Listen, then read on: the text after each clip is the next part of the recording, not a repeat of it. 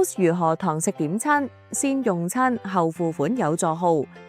第一部分，點餐操作。點擊菜單餐台，選擇餐台號，輸入就餐人數，選擇入座或者點餐。若選擇入座，則只係建立餐台訂單，需要點擊對應餐台。點擊點餐先可以跳轉到點餐頁面。如果顧客突然決定唔進行就餐，可以點擊刪除，即可取消訂單。注意，只有訂單未落單先可以取消。如果選擇點餐，就會直接跳轉至點餐頁面。進入點餐區後，選擇餐品，點擊廚單，即落單成功，並且會列印一張廚單送到廚房。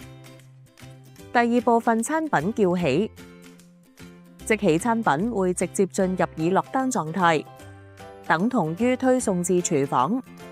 叫起餐品則唔會，需要手動改為即起狀態，然後點擊廚單先可以將餐品推送廚房。點擊餐品價格，點擊叫起，就可以把餐品改為叫起。修改後可以見到餐品更新為叫起。第三部分，餐品上菜。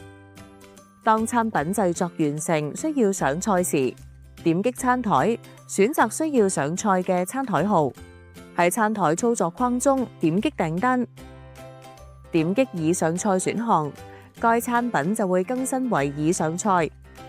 當成台所有餐品全部出餐完成，無需逐個手動點上菜，直接點擊底部一鍵上菜，即可批量把成單餐品同步更新為已上菜狀態。第四部分，訂單加單。顧客用餐過程中如需額外加點菜品，店員可以喺對應餐台訂單進行餐中追加點餐，點擊餐台，選擇需要加單餐嘅台號。喺餐台操作框中點擊點餐，即可跳轉點餐頁面。喺點餐頁面中直接選取新餐品，點擊廚單。喺提示框中點擊加單，即可完成追加下單。後廚同步列印加單廚單。喺餐台訂單詳情頁，可清晰查看本次用餐分幾次落單，每道餐品嘅下單時間、上菜時間與上菜狀態。第五部分，訂單付款。點擊餐台，然後選擇相應嘅餐桌編號，隨後將顯示出該餐桌嘅訂單。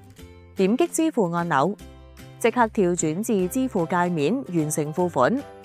喺支付頁面選擇支付方式，然後點擊支付。